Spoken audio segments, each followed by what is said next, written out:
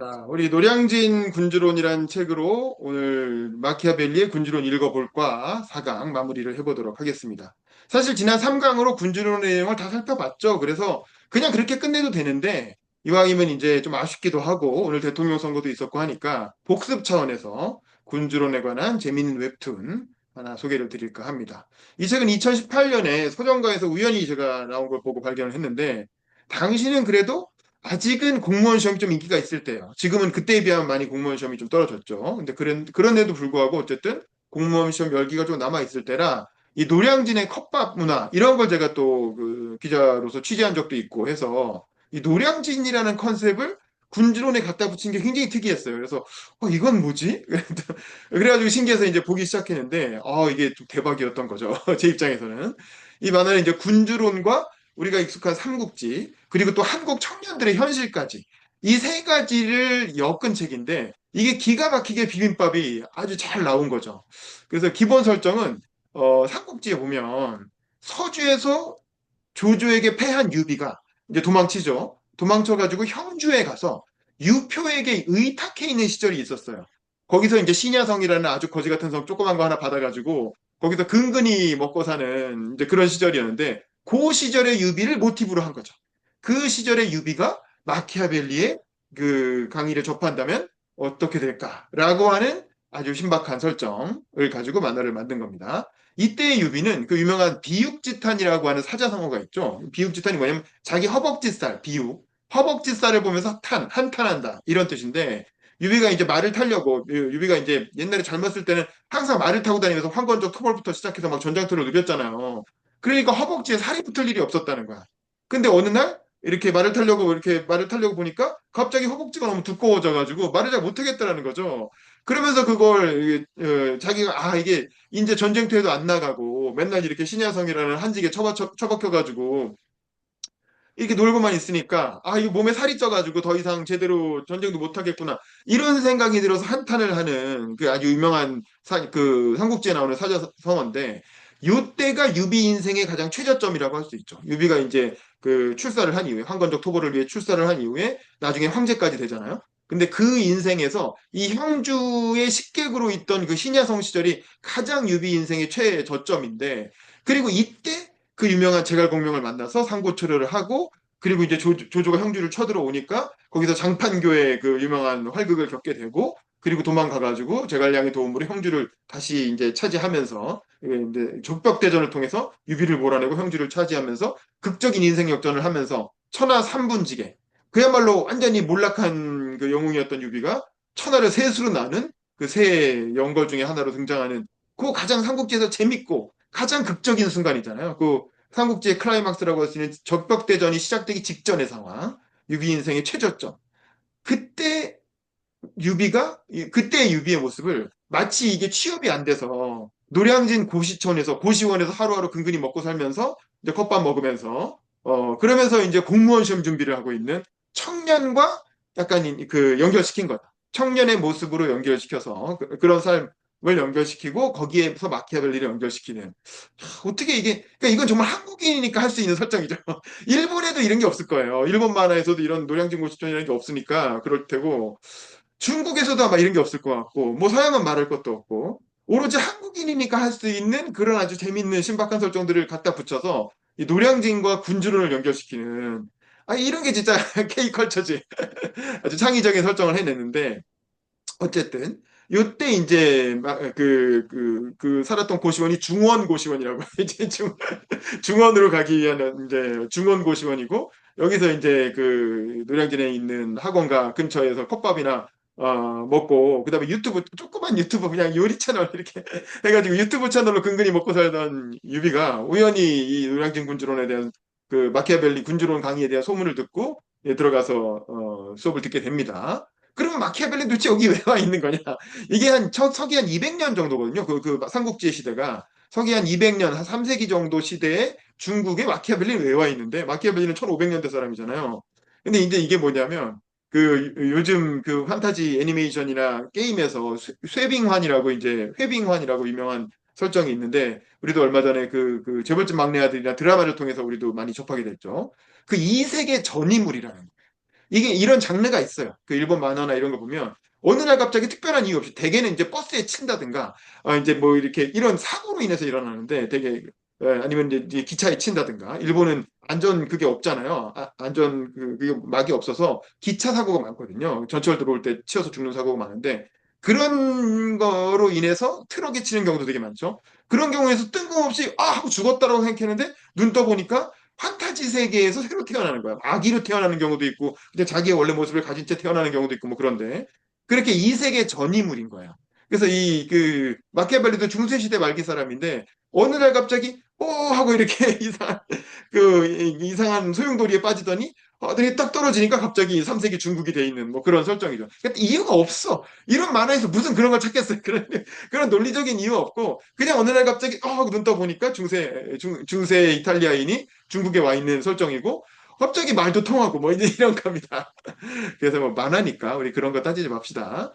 그리고 이제 여기서 유비는 삼국지에 나오는 전형적인 착한 군주죠. 우리가 흔히 한국인들이 생각하는 혹은 동양인들이 생각하는 가장 이상적인 군주의 모습이 사실 유비잖아요. 유비가 가장 인기 있는 그 소설 속 캐릭터이면서 실존 인물이면서 많은 사람들이 그래 무릇 군주라면 저래야지라고 마음속으로 생각하는 이상적인 군주의 모델이 사실 삼국지에 나오는 유비란 말이지. 네, 그래서 이제 실제로 캐릭터도 그런 순박한 캐릭터로 설정을 해놨죠. 착하고 순박한. 거기에 이제 유비와 함께하고 있는 고생하는 관우와 장비. 관우와 장비도 사실 또 그림도 되게 귀엽게 그려놓고 또 캐릭터도 그렇듯하죠. 장비는 뭐 툭하면 욱하는 성격이고 맨날 수업 시간에 이렇게 자고 있고 관우는 좀 점잖게 이렇게 한마디 하는 그런 성격이고 거기에다가 조조도 가끔 카메오로 등장하고 조자룡도 나오고 이제 호프에서 알바생으로 알바하는 그리고 이제 일자리 하다가 그 공손찬한테 잘린 걸로 나오죠. 그다음에 초선은 이제 열혈 여학생이죠. 그래갖고 처음에 손 들고 막 반발하는 그런 여학생으로 나오죠. 이런 삼국지 속에 익숙한 유명 인물들이 카메오로 출연해서 이 만화의 재미를 상당히 더해주고 있습니다. 더구나 유비와 함께 수업을 듣는 군주들을 보면 여기 제 뒤에도 이렇게 그림 나오지만 누가 봐도 엘리자베스 1세, 그다음에 히틀러, 그다음에 나폴레옹, 그다음에 마리 앙뚜아네트도 잠깐 카메오로 출연을 합니다. 이런 이제 유명한 그 동서양의 유명한 군주들이 군주급 인물들이 실제로 수강생으로 출연해서 마키아벨리의 군주론 강의를 듣고 있다는 이제 그런 설정인 거죠. 또 그림체는 이 홍세훈이라는 작가가 아주 독특한 이런 식의 그림을 그려요. 근데 이 그림이 잘 보면 뭐냐면 그 서양 만화 중에 심슨 가족이라고 있잖아요. 그 심슨 가족의 만화 그림체랑 좀 비슷한 것 같아요. 입도 이렇게 좀 툭 튀어나오게 그리고 동글동글하게 그리고. 근데 어쨌든 굉장히 그림체가 재밌고 귀엽죠. 근데 이제 심슨 가족의 특징이 이렇게 귀여운 그림체인데도 불구하고 굉장히 하드코어한 내용으로 아주 되게 사실적으로 현실을 풍자해내는 걸로 유명한 작품이라 그게 지금까지 진짜 뭐 수십 시즌 이어지고 있잖아요. 근데 이 홍세훈 작가의 그림체도 굉장히 귀엽지만 사실 내용은 굉장히 리얼리스틱한 이제 그런 내용으로 다루고 있죠. 특히 이 책은 사실 내용은 우리가 이미 1, 2, 3장에서 1, 2, 3강에서 군주론의 내용 자체를 다 소개를 했기 때문에 그걸 또 얘기하는 건 약간 이제 중복되는 것 같고 이 책의 기본적인 그 특징이라면 이 마키아벨리와 군주론을 둘러싼 다양한 해석들 그 해석들을 이 만화책임에도 불구하고 사실 대부분 다른 교양 만화 군주론 교양 만화 저도 여러 개 봤는데 대개 보면 군주론의 내용을 쭉 서술하는 거예요.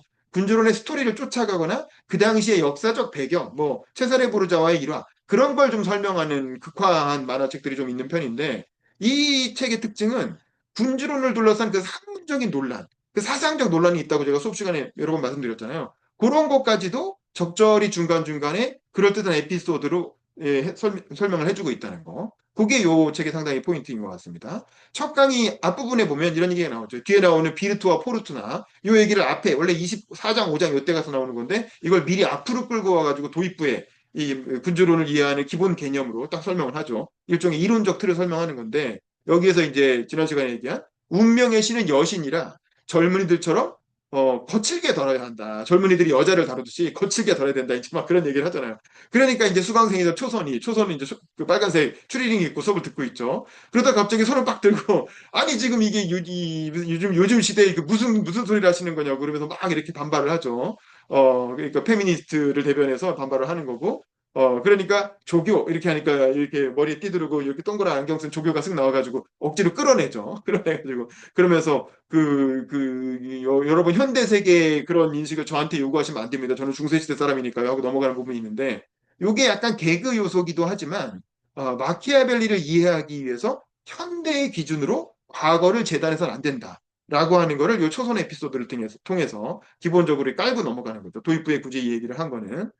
또한 마키아벨리가 시민형 군주고, 그 시민들이 직접 선출한 경험이 있는 군주. 그러니까 자유를 경험해 본 나라를 점령했을 때 어떻게 해야 되냐라는 게 이제 앞부분에 나오잖아요. 그 시민형 군주국 파트를 설명할 때, 이 자유를 경험한 국가는 솔직히 정복하기가 너무 힘들다. 그래서 어떻게 된다? 아예 파괴해버려야 된다. 이런 얘기를 하잖아요. 저희가 카르타고 얘기했었죠. 그래서 아예 그냥 그 도시를 다 부숴버리고 불 지르고 땅에다가 소금 치고 그 국민들을 다 노예로 팔아버리고 그래서 아예 도시 자체를 없애버려야 된다. 뭐 이런 조언을 하는 파트가 있는데 그 부분에 대해서 아니 어떻게 이런 끔찍한 얘기를 할 수가 있냐 그러면서 이제 다들 깜짝 놀래갖고 유비관우 장비 형제들도 그렇고 다른 군주들도 깜짝 놀라서 이렇게 어안이 벙벙해 있는데 그때 갑자기 수강생 중에 한 명이 그 장자크 루소 그 루소가 뚝 등장 루소도 되게 귀엽게 그려놨죠. 그래서 루소가 탁 카메오로 등장해서 이게 바로 마키아벨리의 본심이 아니라 마키아벨리가 군주의 실체를 폭로해서 민중에게 이익을 주기 위해서 했다 그 말한 부분이다라고 해설을 덧붙여서 설명하는 이제 그런 파트도 나오죠.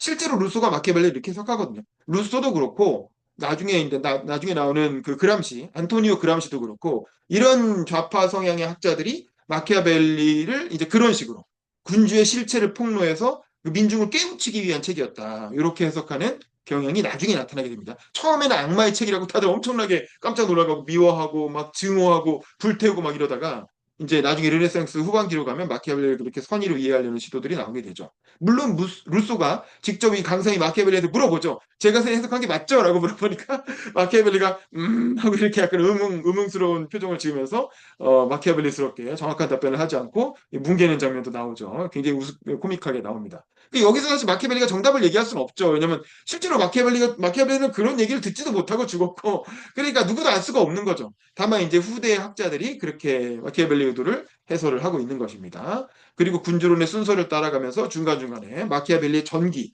그러니까 실제로 우리가 마키아벨리 인생사를 잘 모르잖아요. 저도 강의 때 살짝 설명하긴 했지만 그렇게 자세하게는 얘기 안 했는데 여기서 이제 마키아벨리 어린 시절부터 시작해서 이게 나름대로 학자가 공부를 많이 했어요. 되게 자료를 많이 찾아봐가지고 마키아벨리의 어떤 인생 이야기를 시간순으로 그 강의와 함께 중간중간에 그 마키아벨리의 인생을 소개하는 그런 코너가 조금씩 들어가죠.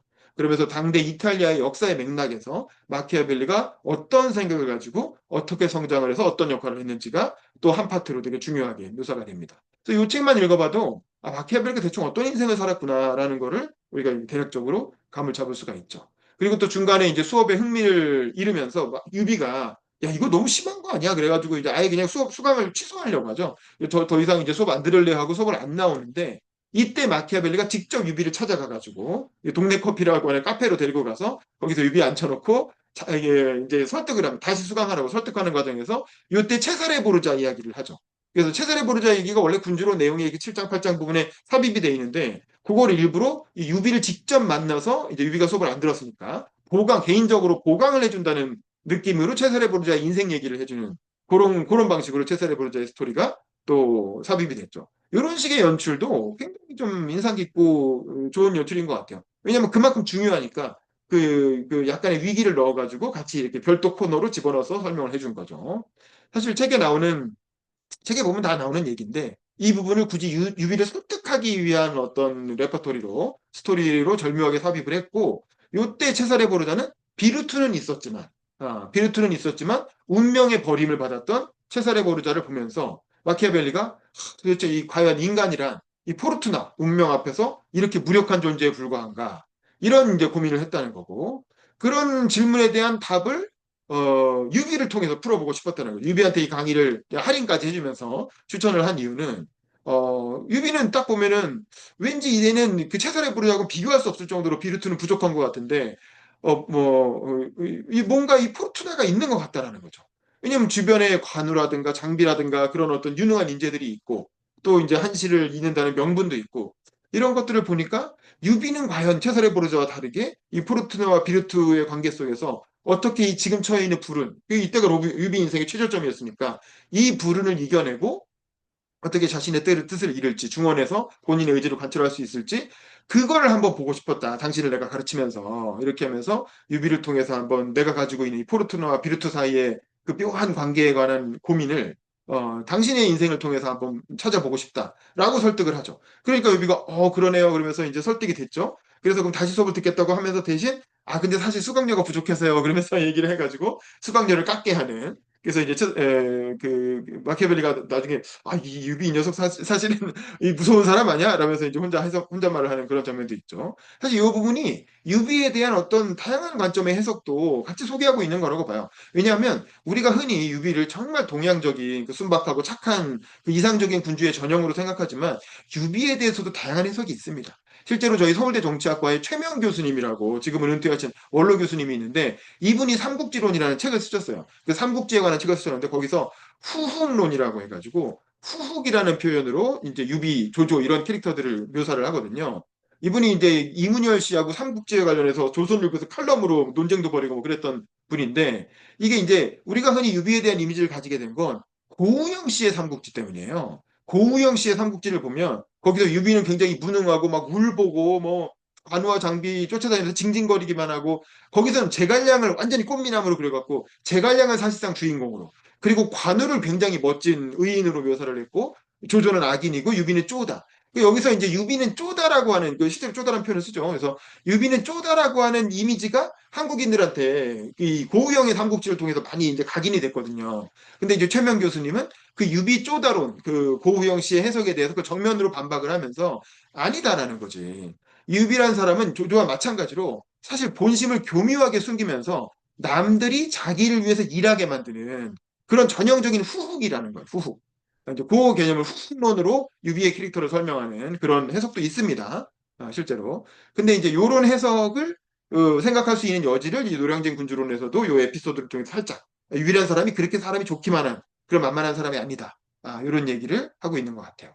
그리고 이제 민중에 대한 해석도 굉장히 다르잖아요. 저희가 이제 저 이전 학기에 로마 선언고를 했고 이번 학기에 군주론을 했는데 이 군주론과 로마 선언고에서 민중에 대한 마키아벨리 생각이 180도 다르게 나오잖아요. 그래서 근데 이 부분도 되게 중간에 재밌는 설정을 넣어서 연결을 하죠. 왜냐하면 군주론에서 제가 1장, 2장에서 얘기한 것처럼 민중이라는 건 아주 뭐 교활하고 뻔뻔스럽고 그리고 이기적이고 아버지 죽인 원수는 용서해도 내 돈 뺏어간 놈은 용서 못하고 그런 아주 하여간 아주 인간적으로 별로인 인간적으로 이제 최저의 그 인간성으로 민중을 묘사를 하잖아요. 근데 그에 비해서 로마 선언고에서는 귀족과 인민 중에 인민에게 권력을 줘야 된다. 인민의 판단이 훨씬 더 건전하다. 인민은 적어도 군주가 장군들을 배신하듯이 그렇게 배은망덕하지 않다. 뭐 이런 얘기를 한단 말이에요. 그래서 아니 어떻게 똑같은 학자가 이 군중에 대한 민중에 대한 평가를 이렇게 180도 다르게 할 수 있느냐라는 질문이 있을 수 있잖아요. 그 파트에 대해서도 이 마키아벨리와 유비의 관계에서 되게 재밌는 설정을 하나 집어넣어서 유비가 어느 날 이렇게 그 노량진 학원으로 등하교를 하는데 갑자기 터미네이터가 나타나가지고 갑자기 터미네이터가 나서 유비를 쫓아다니잖아요. 그래서 유비를 딱 납치를 해가지고 갑자기 또 타임슬립을 해서 이번에는 이제 마키아벨리가 타임슬립하기 전에 그 이탈리아 피렌체로 유비를 데려가죠. 그래서 그 유명한 마키아벨리가 로마 선언고를 썼던 루첼라이 정원의 모임으로 유비를 데리고 가서 거기서 마키아벨리가 로마 선언고 강의하는 걸 유비가 또 청강하게 만든단 말이에요. 그래서 거기서 아까 말한 것처럼 로마 선언고에서는 유비가 마키아벨리가 민중들에 대해서 이런 장점들을 설명하는 부분들 그런 부분을 유비가 듣게 하고 그리고 나서 다시 이제 당대 중국으로 돌려보내는데 그 이유는 뭐냐면 이거 약간 백투더 퓨처 같은 이제 설정을 집어넣은 거죠. 그래서 먼 미래에 유비가 이 군주론 강의를 듣고 나서 완전히 마키아벨리처럼 흑화돼가지고 굉장히 잔인한 군주가 되는 거예요.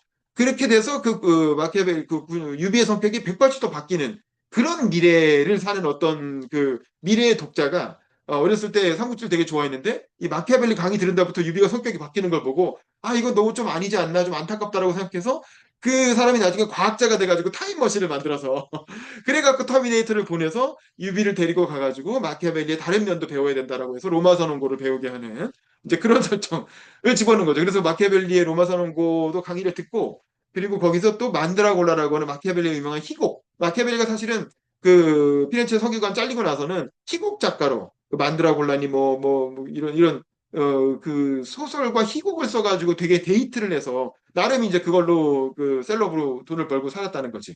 그 얘기도 살짝 이렇게 보게 하고 그러면서 이제 이 얘기로 로마 선언고도 였고 마키아벨리의 인생 후반기 얘기도 였고 이렇게 해가지고 마키아벨리를 좀 더 종합적으로 이해할 수 있게 해주는 그런 설정을 집어넣었죠.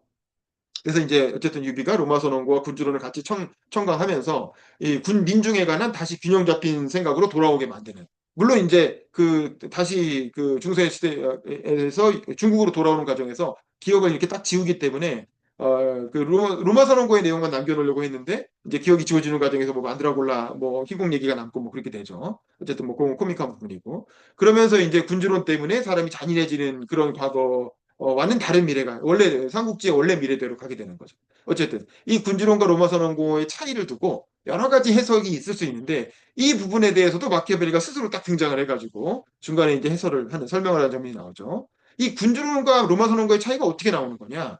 첫째는 마키아벨리는 원래 공화주의자인데 그러니까 로마 선언고에서의 모습이 맞는 거죠. 공화주의인데 단지 이 군주론을 쓸 때는 취업을 해야 되기 때문에 군주론에서는 메디치가에 잘 보이기 위해서 잠시 일탈했다. 혹은 거짓말을 한 거라는 거죠. 원래 생각을 숨기고 메디치가에게 아부하기 위해서 거짓말을 했다라는 첫 번째 해석이 있고 두 번째는 겉으로는 군주에게 권모술수를 가르치는 것 같지만 실제로는 민중들에게 군주의 실체를 폭로한 거. 약간 말하면 루소의 해석이죠. 루소나 뒤에 나오는 안토니오 그람시의 해석. 이런 어떤 좌파적 해석이 있고 셋째는 군주국이라는 거를 공화국으로 가기 위한 전 단계. 그러니까 일종의 단계적 그 정체가 단계적으로 변화해가는 과정이라는 거지. 그래서 아주 난세, 이 무질서한 상태에서는 단기적으로 군주국이 필요하고 그 군주국이 유능한 군주가 나타나서 일단 난세를 통일할 필요가 있고 그리고 나서 난세가 어느 정도 정리가 되고 나면 그 다음에는 공화정으로 이행해서 또 민중들의 의견을 수렴하면서 정치를 하는 게 훨씬 더 안정적이고 또 번영하게 된다라고 하는 또 단계론적 그 해석이 있는 거죠.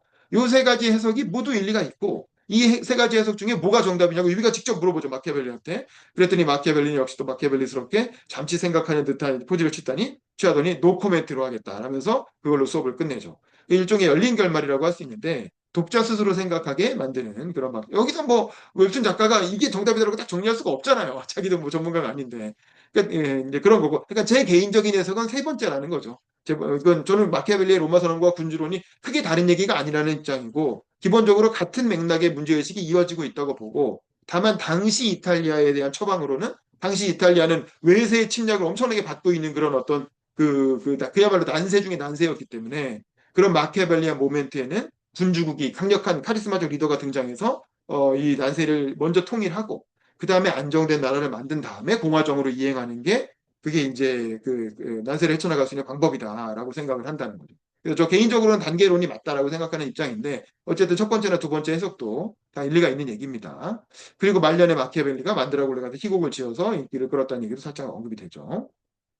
그리고 저는 이 부분은 저도 좀 확인해 봐야 될 것 같은데 마지막 에피소드가 있죠. 그 마키아벨리 죽기 직전에 말년에 마키아벨리가 갑자기 그 당시 메디치가의 교황 그 피렌체사도 쓰고 나서 교황의 부름을 받고 등용되는 과정이 있죠. 그래서 이때 이제 이탈리아의 살아생전의 마지막 위기가 오게 되는데 마키아벨리에게는 그 신성 로마 제국의 황제였던 카르로 5세가 이탈리아를 점령하기 위해서 쳐들어오죠. 이것도 이제 여러 가지 동맹들이 서로 외세를 끌어들이는 과정에서 일어난 일인데 이 당시 메디치가의 교황은 마키아벨리한테 SOS를 치고 뭐 마키아벨리 집으로 헬기를 보내는 걸로 나오죠. 그래서 헬기 타고 갑자기 다녀올게 하고 가는 걸로 나오는데 실제로 당연히 그런 건 아니고 뭐 말 타고 갔겠죠. 그래서 마키아벨리가 다시 여기 나오는 그 공무원 정복을 입고 마키아벨리 인생 마지막으로 이 칼을 오세를 어떻게 막아내야 될 것인가를 가지고 교황의 참모 역할을 했다라는 식으로 마지막에 나옵니다. 근데 이게 이제 실제 역사적 사실인지 아니면 만화의 마무리를 위한 극적인 창작인지는 저도 좀 확인해 봐야 될 것 같아요. 근데 뭐 실제로 그랬나? 다른 언급에서는 이런 얘기 잘 없는 것 같은데. 어쨌든 소대리니 때와 마찬가지로 또 소대리니도 잠깐 등장해가지고 이 동네 호프집으로 불러내서 아, 나 때문에 네 고생한 거 안다 그러면서 원래 다른 조그만 공화국, 다른 지역에 있는 조그만 공화국의 서기관 자리를 알아봐 주겠다고 하는데 마키아벨리가 이제 그거 거절하는 얘기도 나오죠. 나는 피렌체인이고 피렌체를 위해서 일하는 거지 다른 나라 가서 일할 생각 없다라면서 이제 거절하는 그런 얘기도 나오고 어쨌든 여기서 마키아벨리는 교황에게 이제 이 카를로 5세가 이탈리아를 들어오잖아요. 그럼 이제 이제 그 원정하는 동안 피곤하기도 했을 테니까 지금이 바로 동맹국들과 함께 힘을 합쳐서 공격을 해가지고 일단 초장의 길을 꺾어야 된다라고 얘기를 하는데 사실 이 교황은 실제로 전쟁을 치르기에는 그 전 역대 뭐 율리우스 2세라든가 알렉산더르 6세에 비하면 되게 소심하고 겁이 많은 사람이었던 거지. 그래서 이제 다른 이탈리아의 동맹국들이 있음에도 불구하고 동맹국들과 상의도 하지 않고 자기 혼자서 그냥 카를로 5세와 평화협정을 맺어버렸죠. 일종의 항복을 한 거죠. 그래서 사실은 전쟁이 끝났다고 생각했는데 그러기는커녕 카를로세가 결국 로마로 침략해 들어와가지고 로마를 점령하고 약탈하고 이제 뭐 이런 일이 일어나게 됩니다. 그래서 사실은 만화에도 나오지만 소데리니 같은 경우에 프랑스가 쳐들어왔을 때 마키아벨리가 양성한 시민군으로 한 번 공격을 격퇴했단 말이에요. 그래서 공격을 격퇴한 상황에서 마키아벨리는 그때 지금이 좋은 기회니까 지금 타협하자고 할 때 빨리 타협하고 그냥 물러나게 하십시오라고 했는데 이 격퇴했다는 것 때문에 너무 신이 나가지고 무슨 소리야 끝까지 싸워갖고 이번에는 우리가 그 프랑스를 아예 몰아내버리자라고 해가지고 끝까지 결전을 하려고 하다가 결국에는 이제 패망하게 되고 그것 때문에 소데리니가 쫓겨나고 마키아벨리도 공직에서 벗어나게 되죠. 근데 교황은 오히려 한판 붙어야 되는 시점에 겁을 내 가지고 못 붙겠다고 하는 바람에 결국에는 기껏 이렇게 아이디어를 냈던 게 별로 효과를 보지 못하고 몰락을 하게 됩니다. 그러면서 결국에는 시기에 빠진 채로 이제 고향으로 돌아오게 되고 집에 돌아오자마자 이제 배가 아파가지고 들어 누우니까 그게 복막염으로 추정이 된다는 거예요. 배 안에 염증이 생긴 거죠. 아마 스트레스 때문이겠지 결국에는. 대개 일반적으로 마키아벨리 역사를 짧게 서술할 때는 이게 피렌체 공화국으로 복귀하고 나서 피렌체가 이제 그 메디치가가 다시 쫓겨나고 또 공화정이 복귀하고 나서 그 공화정에서 마키아벨리를 불러주지 않은 거죠. 왜냐하면 메디치가랑 이런저런 인연도 있고 하니까 약간 변절자라고 생각해서 불러주지 않았고 그것 때문에 시리에 빠져서 죽었다라고 이제 흔히 묘사를 하는데 여기서는 이제 그런 얘기보다는 교황한테 가서 참모 역할을 하다가 돌아오고 나서 공화정이 복귀했지만 사실은 이때 마키아벨리는 별로 기대하지 않았고 그냥 이제 복막염으로 자연사한 걸로 그렇게 나옵니다. 또 죽기 전까지도 그런 에피소드가 나오잖아요. 친구들이 이제 문병하려 죽기 전에 문병하러 왔는데 얼마 전에 자고 일어나서 꿈꾼 얘기를 해주면서 자기가 이제 죽어가지고 천국에 갔더니 이제 줄을 서 있더라는 거예요. 착한 사람들 뒤에 줄을 서 있는데 저쪽에서 좀 시끄러워갖고 봤더니 그 유명한 플라톤하고 그 프루타르코스하고 뭐 이제 그런 유명한 고대 그 현인들이 모여갖고 막 정치 토론을 하고 있더라는 거야. 그래서 오 이게 누구야? 자기는 평생 그 현인들의 고전들을 읽으면서 자란 사람이니까 반갑습니다 하고 얘기하고 있으니까 옆에 있는 사람이 와가지고 근데 당신 줄 잘못 썼어 여기는 지옥 가는 길이야 라고 하니까 마키아벨리가 좀 생각해 보더니 그냥 저는 여기 남겠습니다 저는 천국 안 가도 돼요 차라리 플라톤하고 플루타르코스 이런 고대 현자들과 얘기하면서 사는 쪽을 택할래요 라면서 이제 지옥으로 오히려 걸어 들어갔다라는 그런 꿈 얘기를 친구들한테 농담처럼 해주는 걸로 마무리가 그런 에피소드 나오죠. 그러니까 친구들이 이 실없는 실없는 농담 하는 거 보니까 괜찮은 애구나 하고 이제 갔는데 그리고 나서 얼마 후에 돌아가셨다. 이런 얘기가 나옵니다. 어쨌든 본인의 역사는 그렇게 마무리하고 이 노량진에서는 수업 막바지의 마지막 강의를 앞두고 갑자기 마키아벨리가 또 하면서 또 뿅 하고 이렇게 타임슬립 해가지고 원래 시대로 돌아가서 결국에는 수업이 종강을 못하고 그냥 마지막 한 챕터를 남겨두고 끝나는 걸로 나오죠. 뭐 이것도 특별한 맥락이 없어요. 그냥 판타지 만화이기 때문에 그냥 맘대로 아무 이유 맥락 없이 그냥 돌아가는 거예요. 맥락 없이 왔다가 맥락 없이 돌아갑니다. 일본의 판타지물이 원래 그래요. 어쨌든 아이가 그 후기 부분으로 가면 유비가 그 유명한 적벽대전을 하는 장면이 나오죠. 적벽대전 직전에 군주론의 마지막 부분 이제 그 실제로 강의를 못한 마지막 부분을 읽는데 읽고 있을 때 그때 초선이 이제 유비 휘하의 장군이 돼 있죠. 초선이 들어와 가지고 이제 잠깐 이런저런 얘기를 하다가 마키아벨리의 그 노량진 군주론 시절 노량진에서 강의하던 시절 얘기를 막 얘기를 하고 그때 막 그 노량진 학원에 마키아벨리 선생님의 조교 역할을 했던 아까 그 머리 동그란 안경 끼고 머리 묶은 그 청년이 있었다 그랬잖아요. 그 조교가 사실은 이름이 제갈량이었던 거야. 그래서 이제 이게 약간 스포일러인데 그래서 이제 그 제갈량인 조교가 마키아벨리 대신 유비의 참모로 붙어가지고 유비의 유튜브 채널을 잘 관리를 해줘서 유튜브 채널이 뭐 대박 나고 그렇게 해가지고 다시 세력을 모아가지고 이제 군주로 복귀를 해서 이제 조조와 맞서서 손권하고 협력을 하고 그래서 적벽대전에서 유비를 무찌르는 그래서 이제 이 제갈량이 잠깐 와가지고 화공을 통해서 내일 동남풍을 불게 해서 화공으로 유비를 무찌르겠다고 보고를 하고 하는 장면도 나오고 이건 삼국지 만화가 아니니까 더 자세한 얘기 생략할게요. 이러고 나가죠.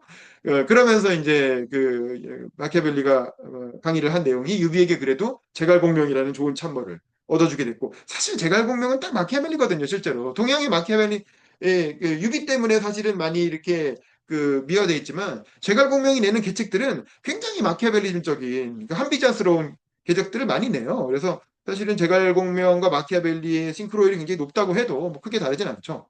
또 마키아벨리도 굉장히 피렌체에 충성을 했는데 제갈공명도 자기를 알아봐준 유비와 어떤 총나라 선주에게 죽을 때까지 충성을 하잖아요. 그래서 진짜 마지막으로 마키아벨리가 군주론에서 그래서 사실 제가 보면 이 마지막까지 군주에게, 유비에게 충성하다가 오장원에서 과로사 하잖아요. 그것도 역시 약간 마키아벨리랑 비슷한 그런 맥락이라고 할 수 있을 것 같습니다.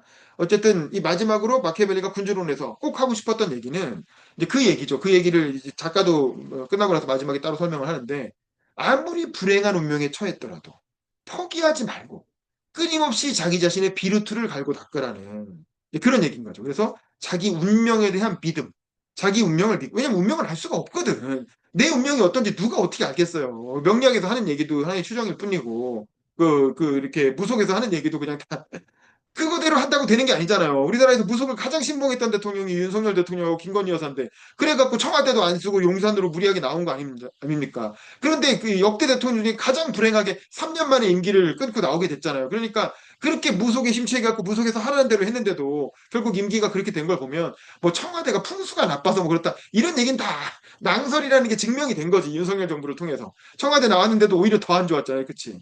그래서 이제 이런 생각이 들고, 그래서 마지막에는 직접 유비가 분장을 하고 출연을 해서 이렇게 라디오에 출연해갖고 그런 얘기를 설명하는 걸로. 그러니까 이제 그 작가가 사실은 유비 분장을 하고 있었던 거지. 그래서 이제 유비가 사실은 웹툰 작가였던 걸로 뭐 그렇게 나오기도 합니다. 뭐 어쨌든 마지막으로 총평을 해보자면, 아주 잘 비빈 비빔밥이다 이런 생각이, 이런 잘 비빈 비빔밥이라는 게 이런 거구나라는 생각이 들었는데, 먼저 1. 군주론에 대한 이해, 그리고 2. 삼국지에 대한 이해, 그리고 3. 한국 사회 청년들의 현실에 대한 이해가 절묘하게 어우러진 작품이었다라는 생각이 들고, 가능하면 이대로 애니메이션화 해가지고 넷플릭스 같은데 올라오면, 이러고 전 세계적으로도, 왜냐면 마키아벨리도 유명하고 삼국지도 유명하니까 요거를 잘만 만들면 되게 전 세계적으로도 먹어준 컨텐츠가 되지 않을까, 좀 K 한류의 하나의 컨텐츠로 될 수 있지 않을까 이런 생각이 들었고, 또 군주론에 대한 이해도, 이 작가가 무슨 뭐 정치학 전공한 사람도 아니고 학위가 뭐 석박사 한 사람도 아니잖아요. 근데 이 사람도 아마추어 수준으로서는 군주론에 대한 이해가 상당히 깊이가 있다. 그리고 일리가 있죠. 그리고 마지막에 해석이라든가 마지막에 도출되는 교훈 같은 것도 일반인들이 읽기에 상당히 설득력 있는 이제 그런 내용으로 구성이 되어 있다라는 생각이 들어요.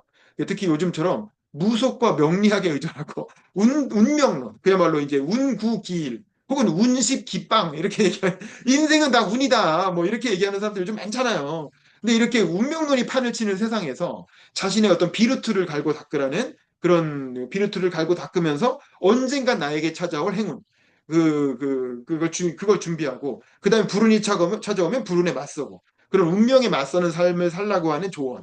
이게 이제 이 책의 핵심 메시지라고 할 수 있는데, 그건 군주론의 메시지이기도 하고, 이 노량진 군주론 만화의 메시지이기도 하죠. 근데 그런 메시지가 요즘 같은 시대에 특히 울림이 있지 않느냐, 이런 생각이 들었어요. 오늘 마침 거대한 포르투나에 이제 기대서 대통령이 되신 분이 나온 날이죠. 근데 사실은 그의 인생을 복귀해 보면, 인생 초기에는 운명의 버림을 받은 사람처럼 이렇게 불행할 수가 없어. 사실 그 나이 또래에 운동권 뭐 대학생들 많지만, 그리고 그 나이 또래 정치인들 많지만, 어린 시절에 그렇게 불행한, 그 운명의 버림받은 완전히 그 불운의 아이콘이라고 할 정도의 그런 인생을 산 사람이 사실 그냥 그렇게 끝날 수도 있었는데, 끊임없이 노력을 하잖아요. 그분의 인생을 공부를 해보면, 어렸을 때부터 검정고시부터 시작해가지고 뭐 잘 때 이렇게 졸릴까봐 앞장 같은 거 바닥에 깔아놓고 졸리면 이렇게 하고 이렇게, 근데 앞장 깔린 채로 잤다는 거 아닙니까? 너무 피곤해서. 근데 그럴 정도로 어쨌든 힘들게 그 불운 속에서도 포기하지 않고 열심히 비루투를 갈고 닦은 거죠. 그래서 결국은 행운의 여신의 도움을 받아서 오늘날 대통령 자리까지 갈 수 있지 않나라는 생각이 들고, 그래서 저는 오늘 그 당선되신 분을 보면 이 마치 군주론 속에서 걸어 나온 그런 사람이 아닌가 싶을 정도로, 그야말로 그 포르투나와 비루트가 적절하게 갖춰지고, 거기에 사자의 용기와 여우의 지혜를 동시에 갖춘 그런 인물이 지금 우리나라의 대통령이 됐다라는 생각이 듭니다. 그래서 그의 행운이, 그가 말년에 얻고 있는 이 거대한 포르투나, 그 행운이 대한민국의 국운으로까지 이어지기를 기원하는 마음이고요. 마지막으로 이 작품이 나온 지 벌써 7년이 지났는데, 이 홍세훈 작가가 굉장히 뛰어난, 이분이 그 전에도 미국 어디까지 가봤니 해가지고 미국에 관한 책도 하나 내셨고, 이게 두 번째 작품이었는데, 이상하게 이 작품 이후에 후속편이 없어요. 그게 좀 아쉬워요. 그래서 차라리 언론사 같은 데서 시사 만화 같은 걸 좀 그리면서, 그러면서 만화를 계속할 수 있는, 왜냐면 이게 단편 만화를 계속, 그 단행본 만화를 내면서 먹고 산다는 게 진짜 어렵거든요. 그래서 이분이 무슨 웹툰 작가 활동을 하시는지도 잘 모르겠지만, 어쨌든 요 정도 퀄리티를 가지고 다른 고전들도 계속 이렇게 해석을 해내는 그런 실력을 보여주신다면, 최근에 굽시니스트 못지않게 굉장히 좋은 작품을 많이 내실 것 같은데, 그리고 한류 K컬처의 굉장히 주역으로 떠오르실 것 같은데 이 영상 혹시 보시면 홍 작가님 힘내시고 빨리 다음 작품 만들어 주시길 바라겠습니다. 그리고 여러분도 운명에 맞서는 주체적인 삶, 그 포르투나에 맞서는 비루투를 기르는 삶을 사시기를 바라면서 제 강의를 마무리하겠습니다. 감사합니다.